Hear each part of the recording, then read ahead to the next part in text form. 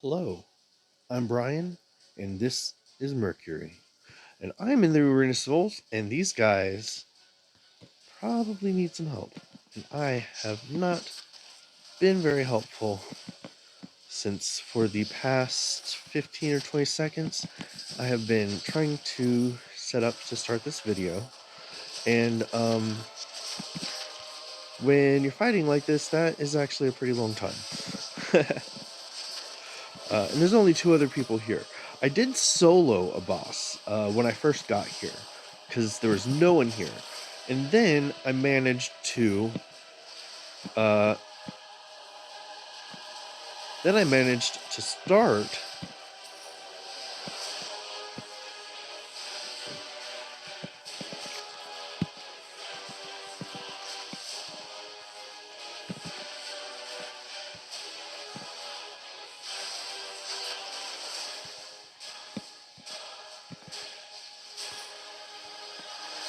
Then I managed to... yeah, Clay's much better at narrating while fighting. I managed to start off doing pretty well. That was while I was using the pirate class. I just started healer class. Like, I'm at the very beginning of it. Only rank 4, and that's with having played it for the past 30 minutes. Of course, I haven't had much opportunity to heal, and when people are moving around a lot more, it is much more difficult to target them. So I haven't had the same opportunities that I had at Camp Gonnagetcha, which is actually probably where I should be right now. I came to the Arena of Souls for the sole purpose of leveling up my my healer class.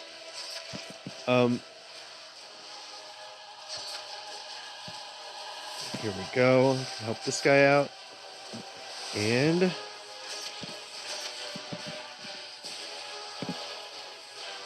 wait, did I grow? I think I might have gotten aggro on the big guy.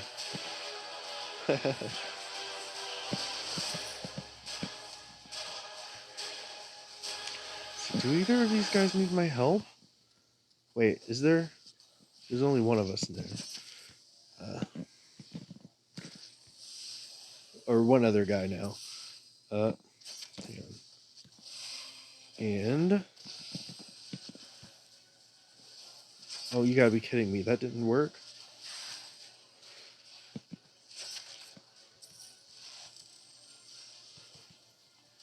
Really hope this guy doesn't reset. As then the other player is probably gonna leave if I don't manage to keep this guy going. Because that's one of the jobs of a support player, is that not only do you want to help the other people by hanging back and doing what you can, you want to be able to engage the boss and keep the boss engaged if another player dies. That way you'll be able to keep the boss from resetting. I think I'm probably gonna go back to Camp Gonnagetcha. I haven't been there with Mercury in a long time. And I already have all the stuff from there, or at least all the stuff I want to get. And I may end up going ahead and getting one of my camp costumes from the bank, because I have a couple that are specialty costumes that you only get in certain scenarios. Did he say something? I don't think so.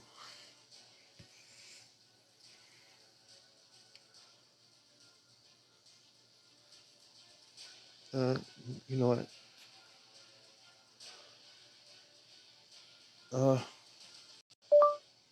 Tengu.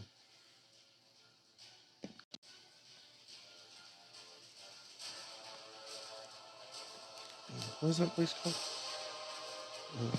Yokai Island.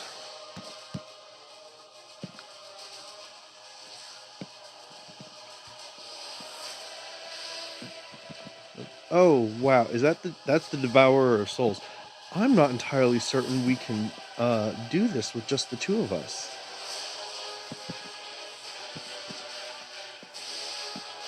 So I need to get back over to Levi, see if I can heal him.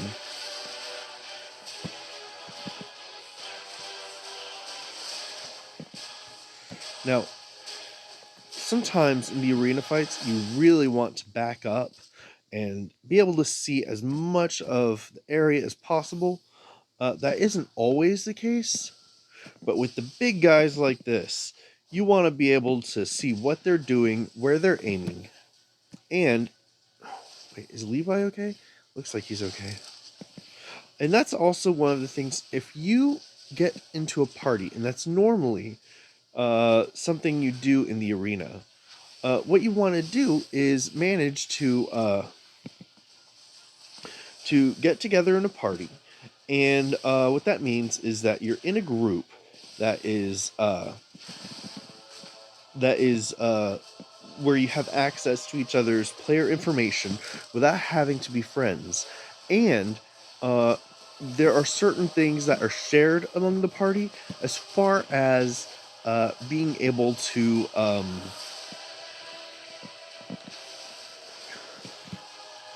as far as sometimes like with quests, especially in dungeons, um, like I can't remember all the details of this particular game because sometimes it's different. I know that in ESO, that is Elder Scrolls Online, it is a little bit different than it is in this game. Uh, now, let's see, Levi's in trouble. Got him.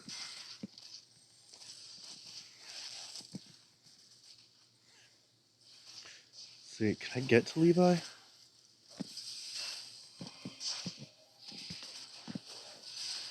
I missed him. Damn it. That's one thing about targeting the enemies is that, at least with my settings now, uh, I am auto turning to the enemy. So I turn directly to where someone is.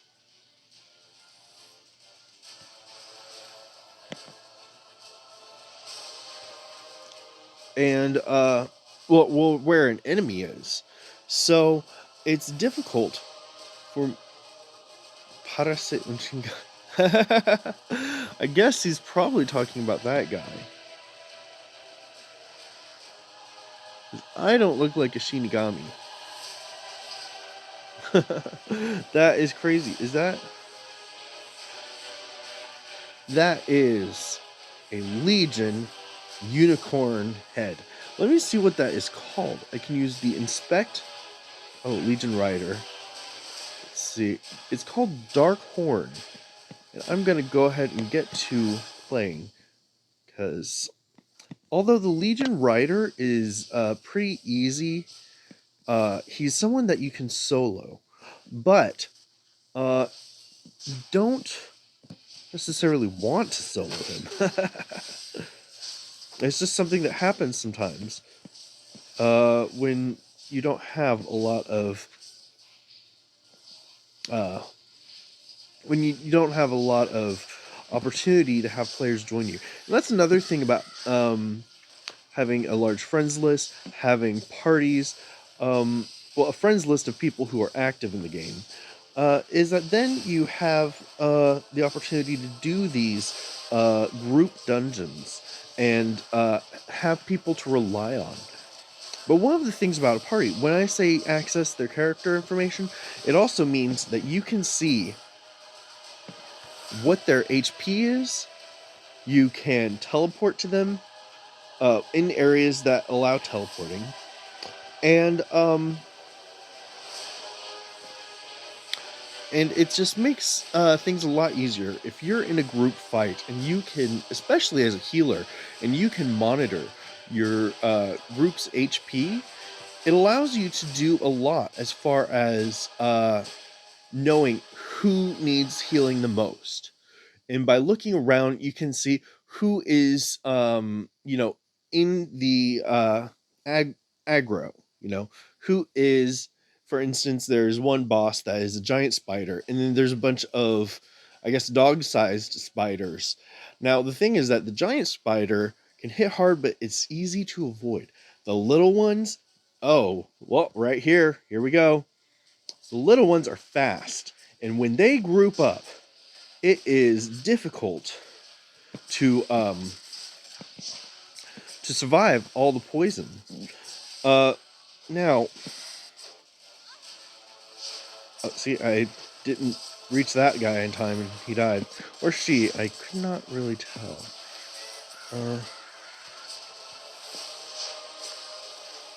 Right here, Levi. Here you go. Now, I'm trying to concentrate on Levi because he takes a lot of damage, I notice. And one of the things is that I have been relying on him because we were the only two in the arena earlier. And apparently he speaks either Spanish or Portuguese. It looks like Spanish to me. Oh wait, he says "fica bem u." Yeah, that means that he is speaking Portuguese. He's probably from Brazil. There's a lot of people from Brazil in this game, and that to me is really cool. That there are so many cultures that that play this game, and there's so many people that you can get to know. Now, I speak a little bit of Spanish, not very much, and not very well, but I did take Spanish for AP. It was a great class. I had a great teacher. And one of the best things is that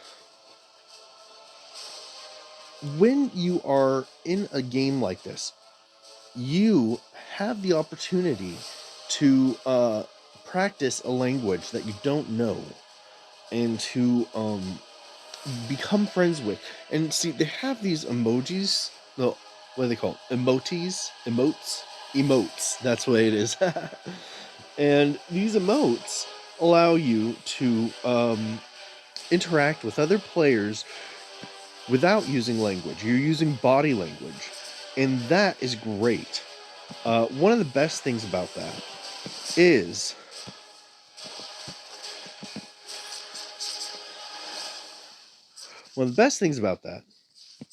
that you end up being able to communicate in some ways without having to rely on speaking the same language.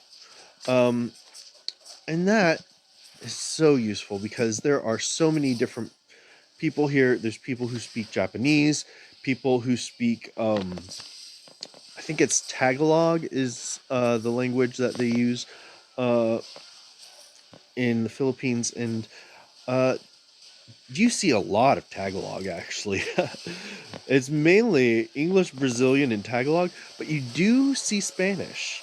And actually, the friend that I mentioned, I don't know if it was earlier in this. No, it was in my last video. See, sometimes I do these in pieces, and it's difficult to keep track of which ones I've done in which videos. So, anyways, my point is that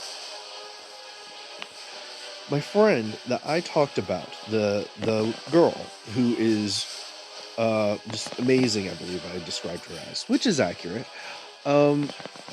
She is actually from Mexico. I forgot what region. I think she's somewhat, you know what, I'm not going to give out personal information. That's just rude. But so she's from Mexico, and I get to practice my Spanish with her. She has been practicing a lot of English. I noticed her English speaking after, I guess, 4 years of playing this game and having other opportunities to practice and learn, I'm sure. She has become pretty fluent. And when I met her, we had to mix. I had to speak some Spanish, she had to speak some English, and we had to meet in the middle in order to communicate.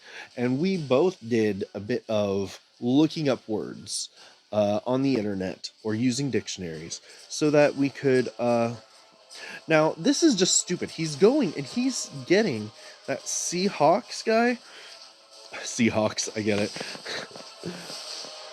He is just going and aggroing all of them at the same time. That is so stupid. I'm not saying he's stupid. I'm saying it is a ridiculous tactic. Unless you are a group of berserkers who are going to do a lot of area damage at the same time, it's just unnecessarily risky, especially in an arena fight like this, where if everyone dies within a certain period of time, everything resets. All the enemies that are still alive uh, will reset entirely. Their HP will reset. All the progress that you've made actually is just undone, and that can be very frustrating. People often leave the arena of souls when people do this kind of thing, where they're aggroing a huge group like that without the ability to take on that group, single-handed. If they can't pull their weight and they're aggroing everybody, and I'm not saying this guy is doing that, he's actually doing very well, but I still think that aggroing all of those little spiders is a terrible idea. Uh, Anyways, so I'm gonna stop the video for a minute. I'm gonna head over to camp, and I believe we will. Oh, hang on, screenshot opportunity. Oh, with the wolf in the background. Oh, there we go. Dun dun dun. All right, so we are heading to camp next. I'll see you guys in just a minute.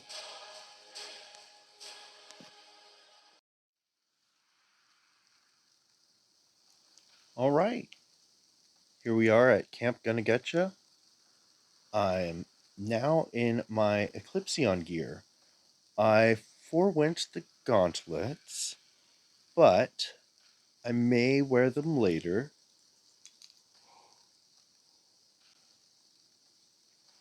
I did a couple of sound checks, and things should be pretty well balanced out at this point, but I'm not entirely certain they are.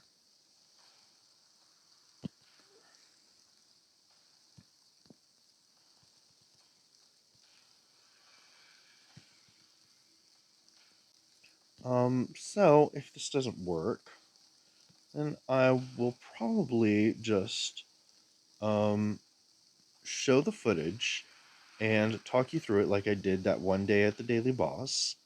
Um, is there even anything going on? Looks like there's a few people here, but not much is happening. Tell you what, I'm here to rank up my healing. And I don't think that's going to happen very easily.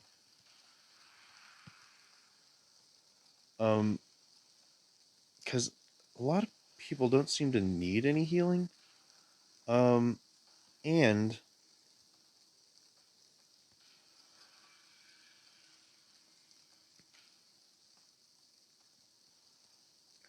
the enemies here, they're good enemies. They're scaled.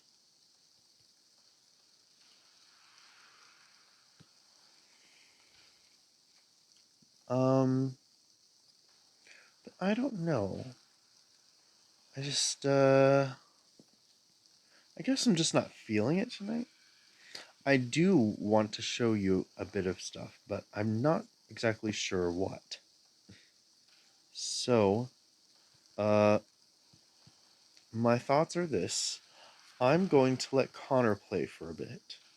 I don't know if he's going to want to play on my character or his.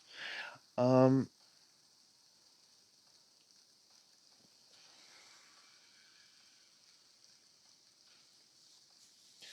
I will say, Justinius has a couple of new looks. Clay may play soon. Um, and each he and Connor have a look. And I'm looking forward to seeing how Connor's videos turn out because he is actually a very interesting and sweet guy. Um, like I said before, he's a little bit younger, so he does lisp a bit at times. He does have some sort of childish qualities. Now, keep in mind, he has actually lived for a considerable amount of time. He has, you know, been around for over 18 years. So he's not actually a child in some ways, but his identity is that of a child. So it's kind of a complex thing where he has wisdom that surpasses mine. He has 7 years of college education on top of advanced high school courses. He's, I think, the only other identity that knows everything I know. Um, but I'm not sure how this is going to manifest in the process of making a video. He has been able to fake being me several times without a problem, but I would like for him to be able to be himself, and I don't really have a problem in this context of him, uh, being himself in public, so to speak. In this context, he is not actually in danger from anyone. Um, and I think that's the main thing is that all of my alters, we protect each other. We do our best to be kind to one another, to work together, to, you know, ensure that each other's needs are met. And that includes safety.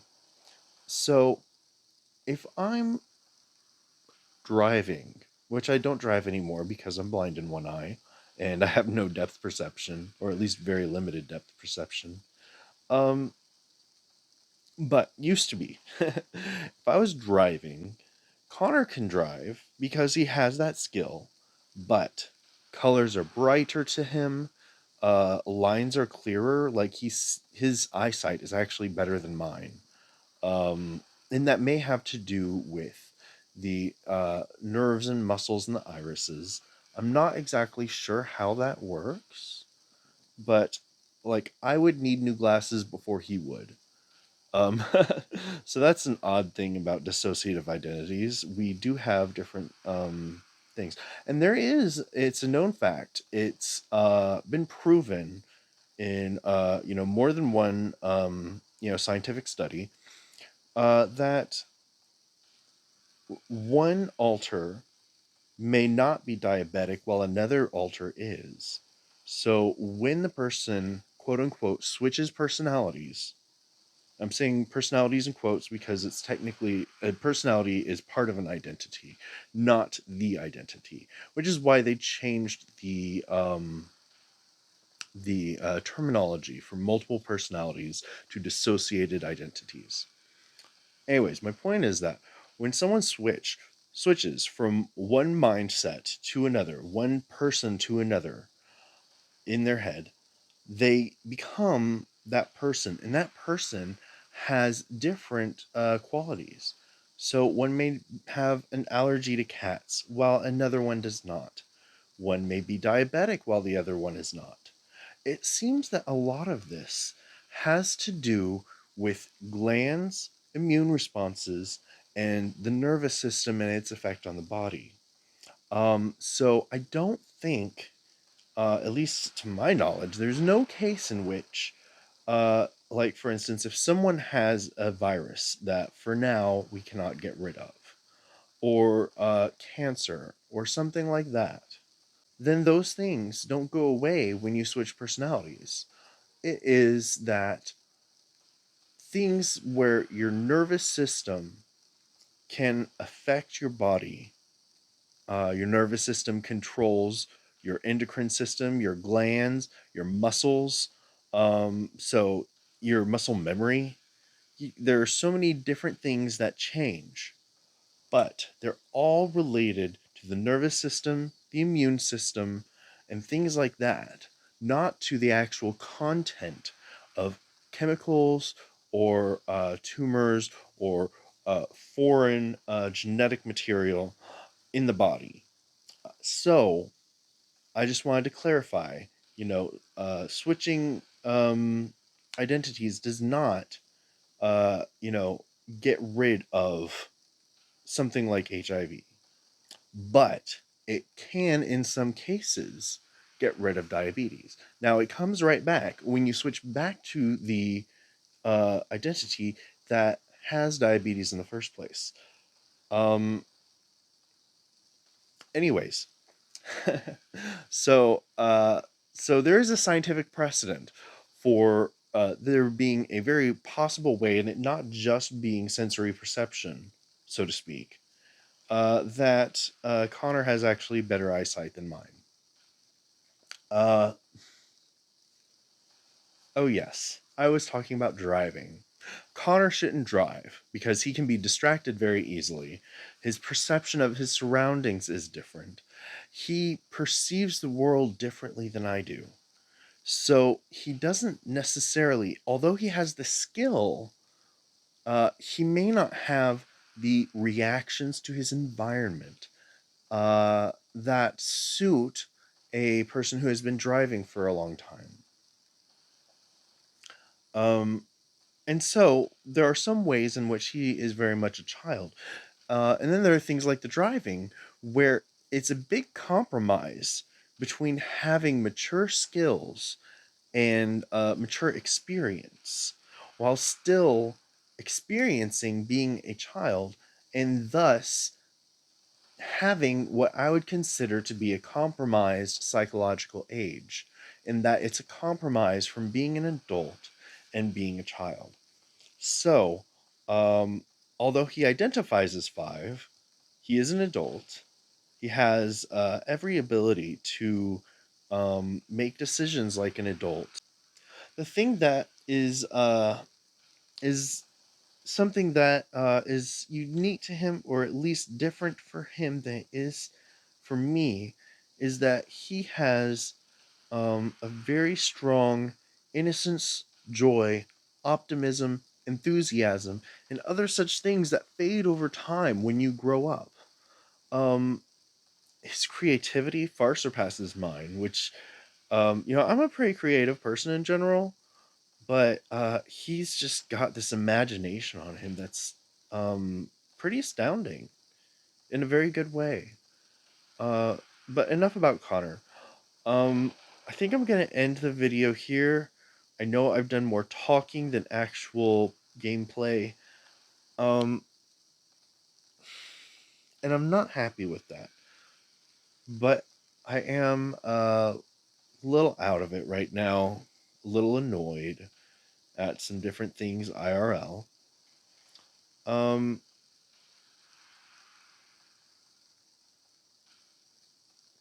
so I'm gonna stop the video here, and I think that I will, because there should be enough time in it for this to have been a long video. Uh, but I want to come back to Camp Gonnagetcha the next time, or at least sometime soon. Um, do a few different things, show you guys some of the daily quests, and then Legion Wings. And then I will be going to Darkovia, and I will be doing a playthrough of Darkovia. I will try to read all of the text out loud and interact appropriately. Not that I don't interact appropriately now, but I haven't been very engaged in the story because I've been so excited about sharing this game with people. And in all honesty, trying to make this information available to non gamers. There are lots of gaming YouTube videos out there that are mainly for people who play games, who play video games and online games. And while I do want to appeal to that type of viewer, I do also want someone, like I said in the text of my first video, I want people in my family, people who are friends with, that are not as familiar with this world. And I'm not talking about lore, but the world of gaming. For them to be able to understand, appreciate, and perhaps even gain interest in it. I'm not trying to convert anyone to becoming a gamer, but I am trying to share my enthusiasm and enjoyment with people I care about and with strangers. So I hope that I am doing that. I think that I'll be doing that a lot more when I get better at narrating while playing and during the playthrough of Darkovia, because I think that engaging in the story will create a very different sense of what these videos are. And that is really the direction I'm heading. Um, I know it's taken a lot of videos to get to that point. But as I said, I'm trying to make this information available to people who don't play this game and people who don't game in general. Um, so, with that, I will see you guys later. And I don't know, but I might keep this set of gear on. It is quite fetching, isn't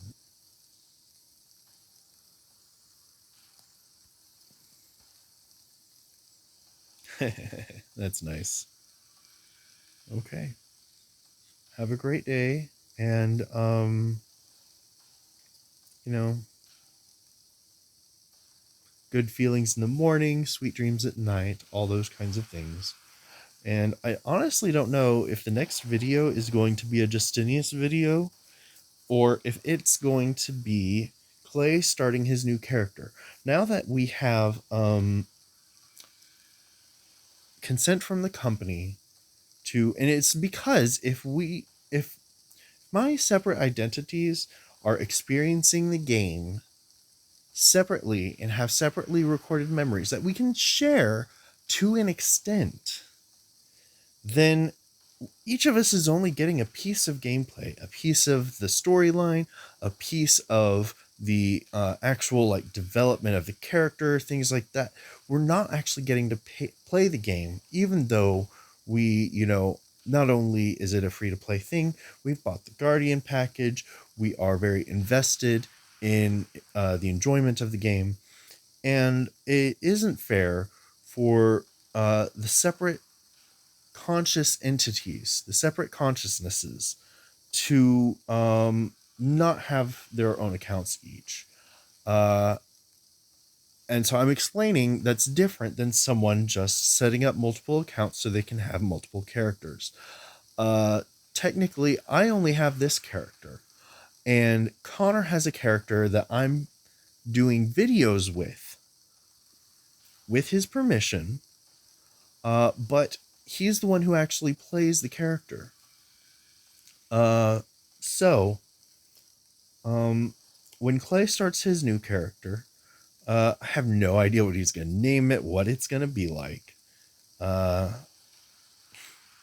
I imagine he's going to go for the reddish brown hair again, but I don't know.